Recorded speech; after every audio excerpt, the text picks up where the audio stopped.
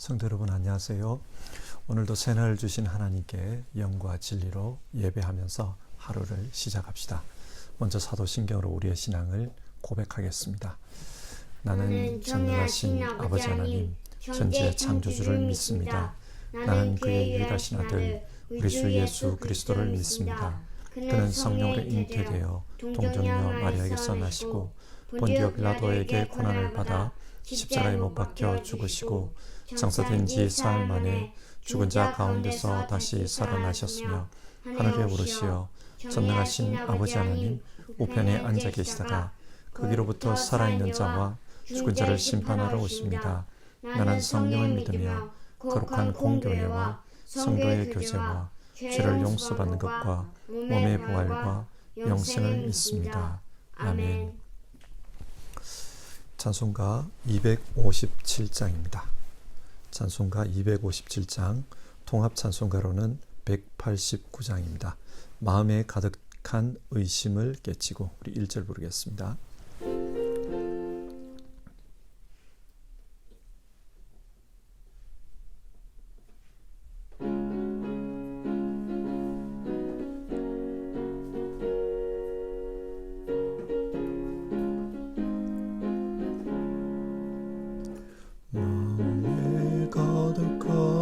의심을 깨치고 지극히 화평한 마음으로 찬송을 부르는 어린 양 예수의 그 피로 속죄함 얻었네. 속죄함 속죄함 주 예수 내 죄를 속했네. 할렐루야 소리를 합하여 함께 찬송하세. 그 피로 속죄함 얻었네. 아멘. 성경 말씀 스가랴서 3장의 말씀을 살펴보겠습니다. 스가랴서 3장입니다. 읽는 것은 스가랴 3장 1절부터 5절까지를 읽겠습니다. 주님께서 나에게 보여주시는데 내가 보니 여호수아 대제사장이 주님의 천사 앞에 서 있고 그의 오른쪽에는 그를 고소하는 사탄이 서 있었다. 주님께서 사탄에게 말씀하셨다. 사탄아, 나 주가 너를 책망한다. 예루살렘을 사랑하여 선택한 나 주가 너를 책망한다. 이 사람은 불에서 꺼낸 타다 남은 나무 토막이다.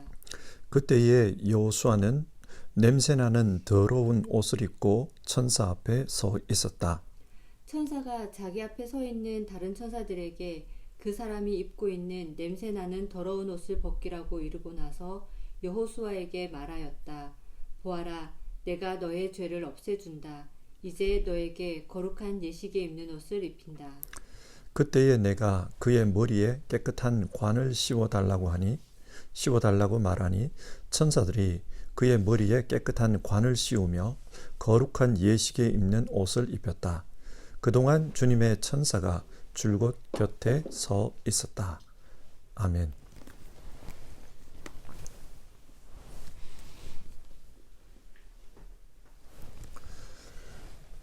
스가랴서 3장은 회복하시는 하나님에 대한 말씀입니다. 어제도 회복하시는 하나님에 대해 말씀을 나누었는데요. 어제는 하나님께서 황폐해진 예루살렘 성과 흩어진 이스라엘 백성들을 다시 회복하겠다. 그런 말씀이었습니다. 이어서 오늘은 대제사장직을 회복하겠다는 그런 내용의 말씀입니다. 여러분, 대제사장이 어떤 일을 합니까? 대제사장은 하나님과 사람 사이를 중재해 주는 일을 합니다. 인간에게 가장 큰 문제 중에 하나는 죄 문제입니다. 죄는 하나님과 사람 사이를 갈라놓았습니다. 생명의 근원이신 하나님과의 관계를 단절시켜 버렸습니다. 그래서 영생에서 단절되었습니다. 영적으로 죽은 존재가 된 것입니다. 그렇기 때문에 인간에게는 하나님과 다시 화목하는 것, 그것이 중요합니다. 대제사장은 이 일을 하는 사람입니다.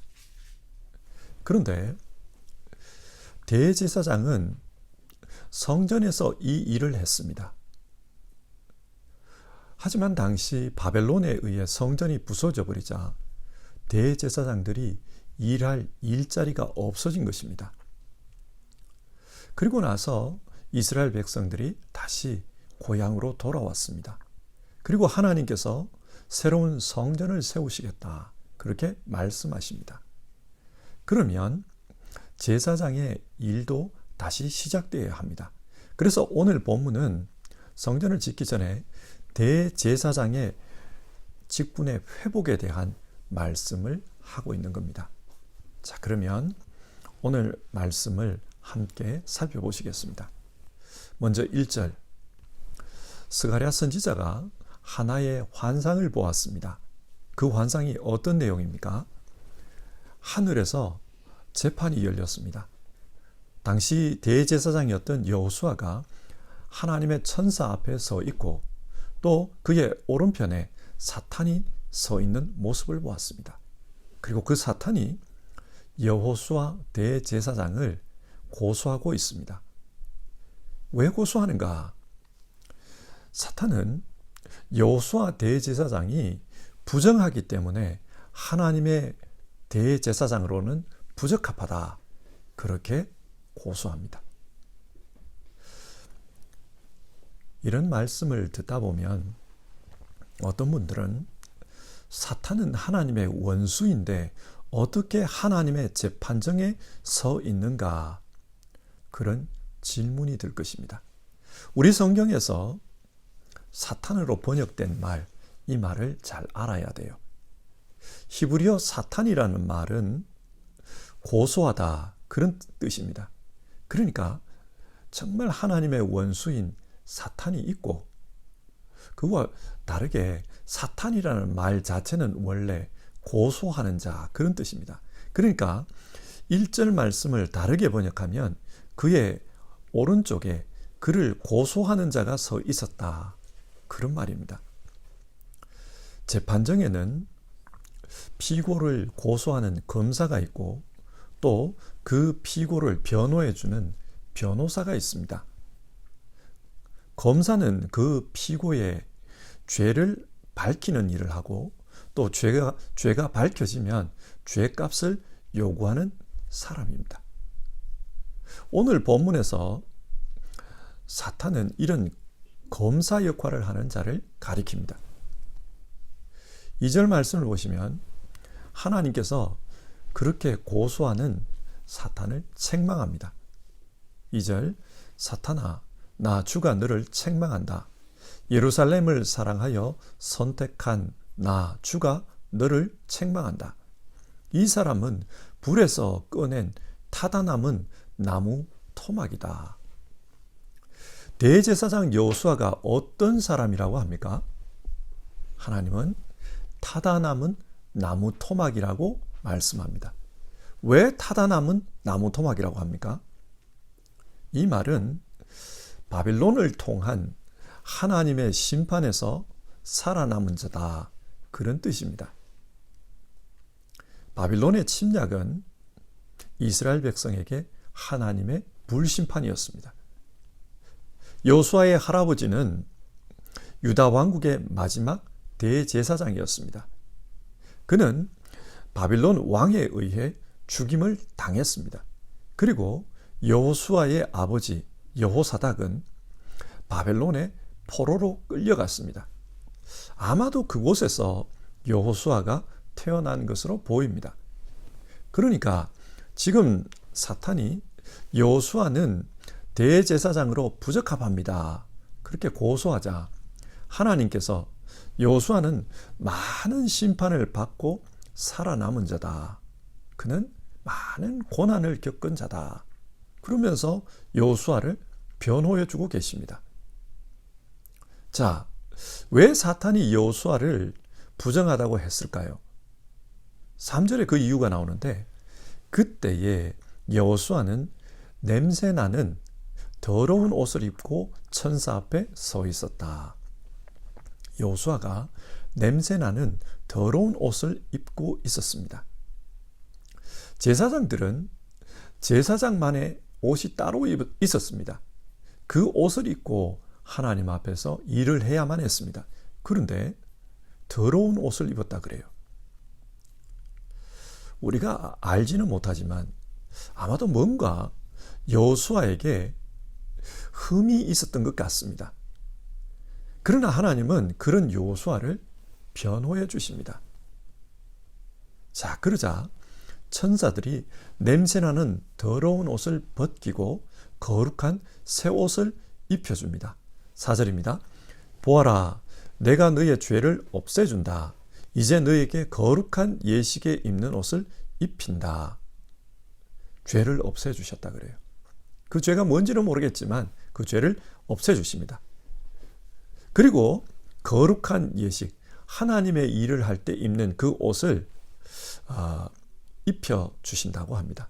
여러분, 여기서 옷을 입힌다는 말이 무슨 뜻일까요? 우리도 어떤 공직에 취임할 때 관복을 입지 않습니까?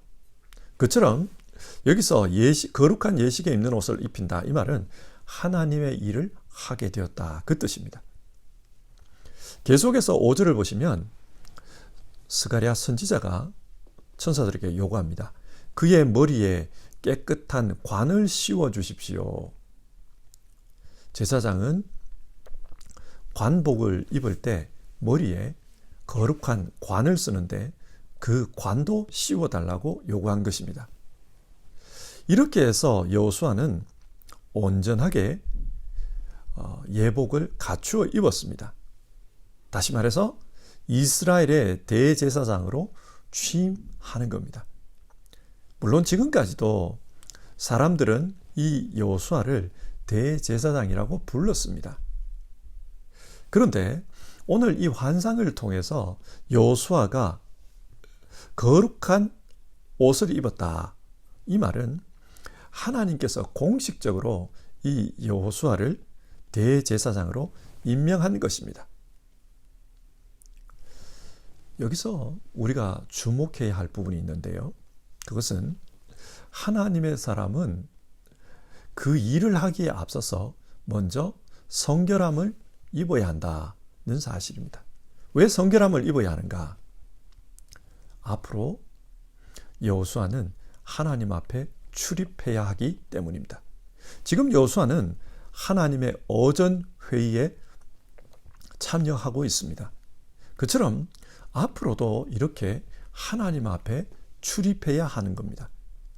사람이 볼 때에는 성전에서 제물을 태우고 예배를 집전하는 일이 사람 앞에서 행하는 일처럼 보이지만 하나님은 그렇게 생각하지 않습니다. 하나님은 하나님 앞에 출입하는 자다, 그렇게 생각을 해요. 그래서 하나님 앞에 출입하기 위해서는 성결함이 중요하다, 정결해져야 한다, 그것을 강조하고 있습니다. 이사야서 6장에 이사야 선지자가 소명을 받는 장면이 나옵니다. 그는 하나님 앞에 부름을 받았습니다. 그런데 자기 자신이 부정한 자라는 것을 깨닫게 되었습니다. 그때 하나님은 이사야를 일꾼으로 보내기 전에 그의 입술을 제단 숯불로 정결하게 하십니다. 무슨 말입니까? 하나님의 사람은 열심히 일하는 것도 중요하지만 우선 하나님 앞에서 정결하게 사는 것이 더 중요합니다. 자, 이렇게 하나님의 대제사장으로 임명된 여호수아에게 하나님께서 어떻게 그 일을 감당하라고 하십니까? 7절인데요.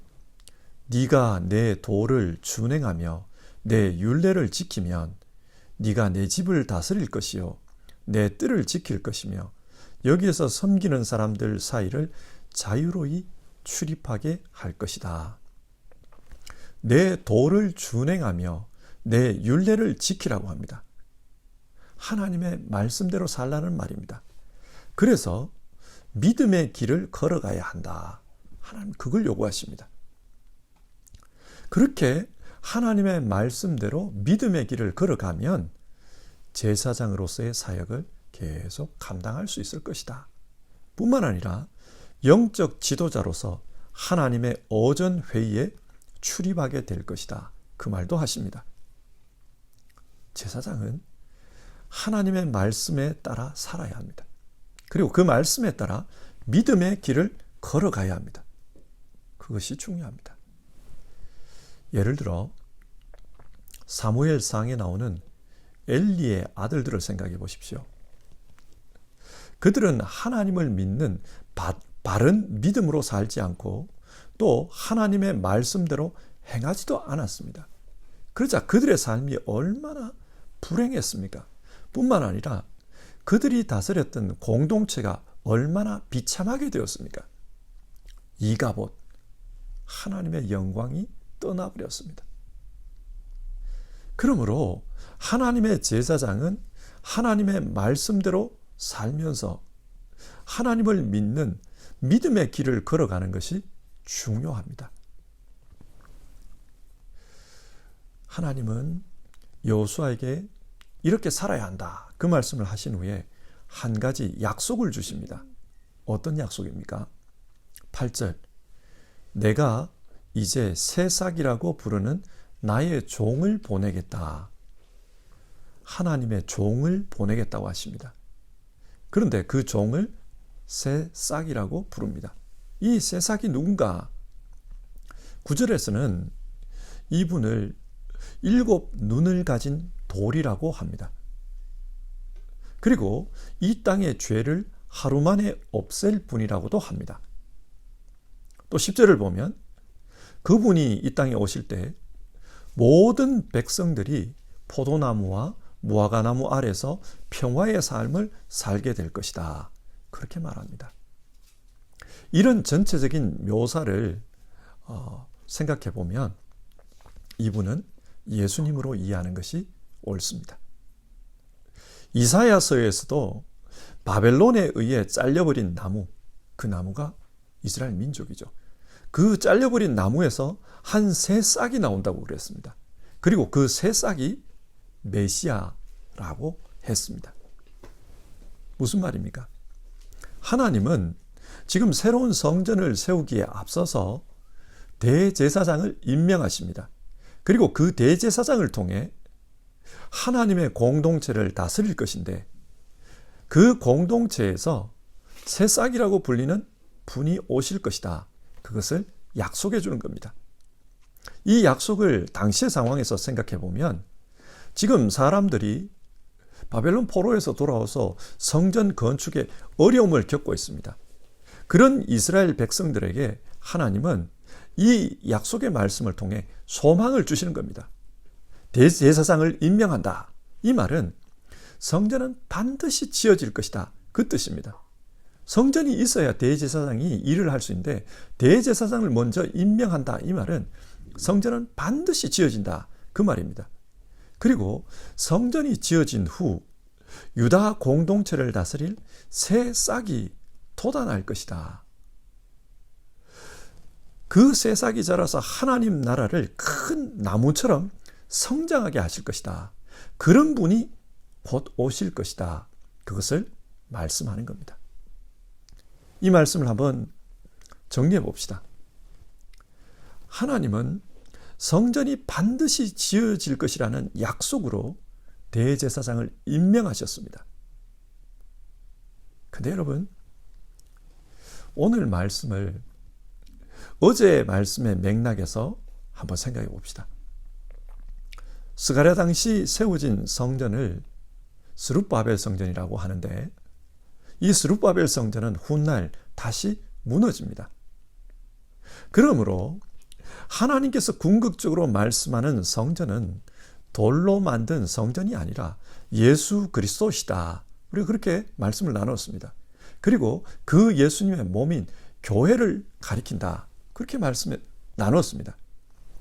그렇다면 오늘 본문이 말씀하는 대제사장에 대한 말씀도 단지 여호수아 대제사장에 국한해서 생각할 것이 아니라 신약의 맥락과 연관해서 생각하는 것이 좋습니다. 히브리서 4장과 5장은 우리의 대제사장은 예수님이다, 그렇게 말씀합니다.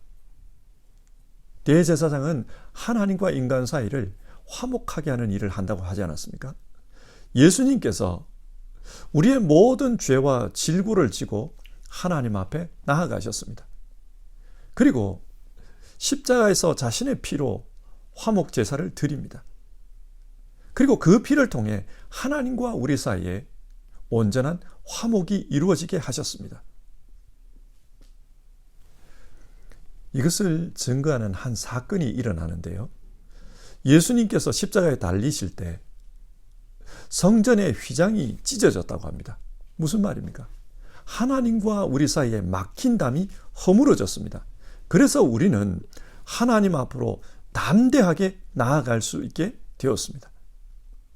우리의 대제사장이신 예수님께서 우리를 하나님의 존전에서 살아갈 수 있도록 만들어 주신 것입니다. 마치 오늘 부정한 옷을 입고 있었던 그 여호수아 대제사장이 하나님의 어전회의에 참석해서 정결함을 입고 하나님 앞에 계속 살아갈 수 있게 해주신 것처럼 우리 역시도 예수님께서 하나님 앞에 살 수 있도록 그렇게 해주신 겁니다. 베드로전서 2장 9절은 아주 놀라운 이야기를 들려줍니다. 어떤 이야기입니까? 여러분은 택하심을 받은 족속이요 왕같은 제사장들이요. 우리 모두를 왕같은 제사장이라고 말씀합니다. 누가 우리를 이렇게 제사장 되게 하셨습니까? 예수님께서 우리를 대제사장이신 예수님께서 우리를 제사장으로 삼아주셨습니다. 예수님 안에서 우리 모두 제사장이 되었습니다. 그렇기 때문에 하나님의 존전에 드나들 수 있게 되었습니다. 우리는 예수님의 이름으로 하나님 앞에 나아가 기도합니다. 예수님의 이름으로 하나님 앞에 나아가 우리의 죄를 고백하고 용서를 받습니다. 우리 모두 하나님의 제사장이 된 것입니다. 자, 그렇다면 여러분, 오늘 말씀에서 제사장은 어떻게 살아야 한다고 했습니까? 그 말씀을 우리에게 적용해 봅시다. 먼저 제사장은 하나님 앞에 나아가기 전에 성결함을 입어야만 했습니다. 그래서 예수님은 우리 모두 하나님 앞에 나아갈 수 있도록 먼저 예수님의 피로 성결하게 해주셨습니다. 그러나 여러분, 우리가 하나님의 제사장으로서 하나님의 일을 할 때 늘 우리 자신을 돌아봐야 합니다. 정말 나는 성결한 삶으로 하나님 앞에 서 있는지 그것을 돌아봐야 합니다. 왜냐하면 하나님께서 제사장들에게 제일 중요하게 여기는 것이 바로 이 성결이기 때문입니다.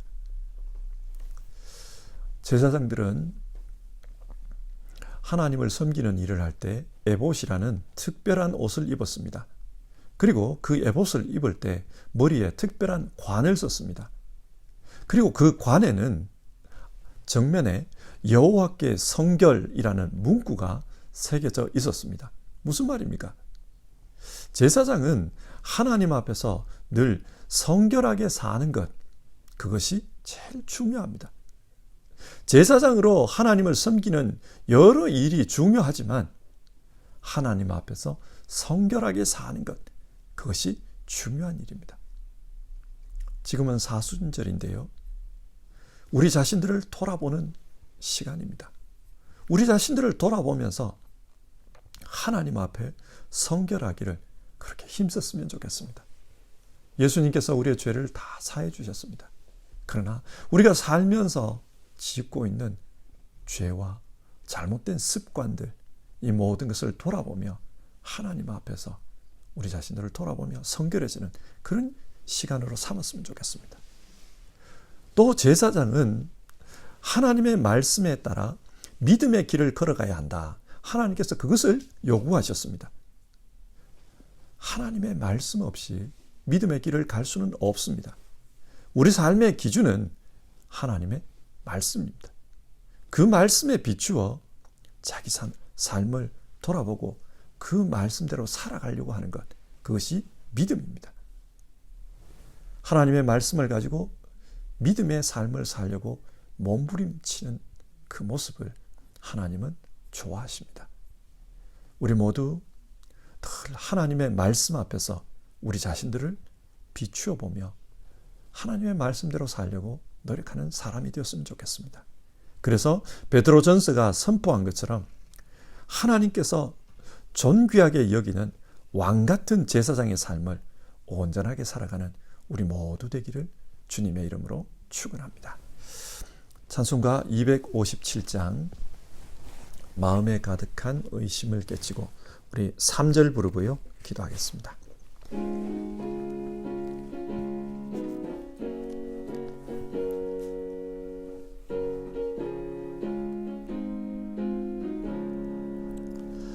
나 같은 죄인이 용서함 받아서 주 앞에 옳다함 얻음을 확실히 믿기는 어린 양 예수의 그 피로 속죄함 얻었네.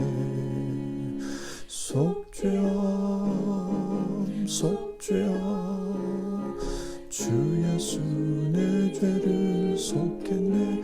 할렐루야 소리를 합하여 함께 찬송하세.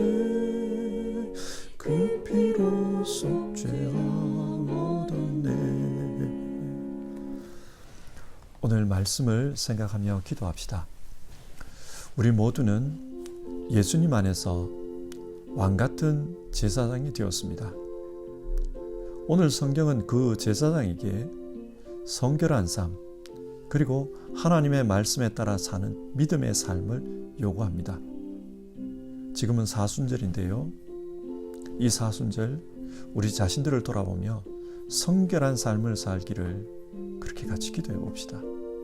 또 말씀 앞에서 믿음의 삶을 살아가기를 결단하고 기도합시다.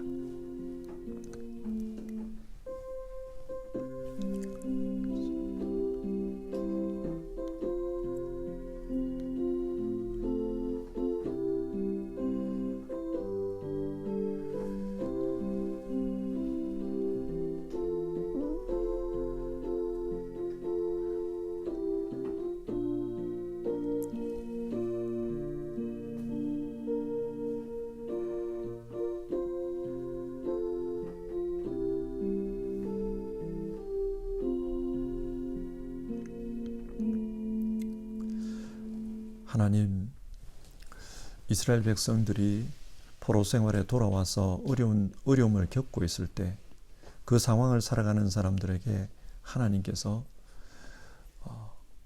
스가랴 선지자의 환상을 통해 여러 가지 위로의 말씀을 주셨습니다. 회복의 말씀을 주셨습니다. 성전은 반드시 세워질 것이다. 그리고 이 공동체가 온전한 공동체가 될 것이다. 그것을 말씀하기 위해 환상을 통해서 대제사장을 임명해 주시고 또 그 가운데 새싹 메시아가 오실 것을 말씀해 주셨습니다. 하나님, 우리는 그 말씀이 성취된 이 시대를 살아가고 있습니다. 예수님께서 오셔서 우리 모두를 제사장으로 삼아 주셨습니다. 영적으로 왕같은 제사장이 된 모든 분들, 하나님 성결한 삶을 살 수 있도록 도와주시옵소서. 이 사순절 기간 동안 자신을 돌아보며 회개하고 또 자신의 삶을 하나님의 말씀대로 살기 위해서 몸부림칠 때 하나님이 주시는 큰 은혜들이 임하게 하여 주시옵소서. 우리 모두 성경이 말씀하는 왕같은 제사장, 존귀한 사람으로 살아갈 수 있도록 하나님께서 큰 은혜를 베풀어 주시옵소서. 각자에게 회개의 은혜가 있게 하시고 또 각자에게 말씀으로 살고자 하는 그런 결단과 은혜가 있게 하옵소서. 하나님, 병으로 고생하는 많은 분들, 또 심령이 고달픈 분들, 또 영적으로 힘든 상황에 처한 분들 하나님 기억해 주시옵소서. 코로나 시기 자신의 믿음을 지키는 것이 너무 힘들다고 느끼는 분들도 있습니다. 주님 불쌍히 여겨주시길 바라고 그들 삶 속에 하나님께서 주시는 회복의 역사가 있게 하옵소서. 예수님의 이름으로 기도드립니다. 아멘. 하늘에 계신 우리 아버지, 아버지의 이름을 거룩하게 하시며 아버지의 나라가 오게 하시며 아버지의 뜻이 하늘에서와 같이 땅에서도 이루어지게 하소서. 오늘 우리에게 일용할 양식을 주시고 우리가 우리에게 잘못한 사람을 용서하여 준 것 같이 우리 죄를 용서하여 주시고 우리를 시험에 빠지지 않게 하시고 악에서 구하소서. 나라와 권능과 영광이 영원히 아버지의 것입니다. 아멘.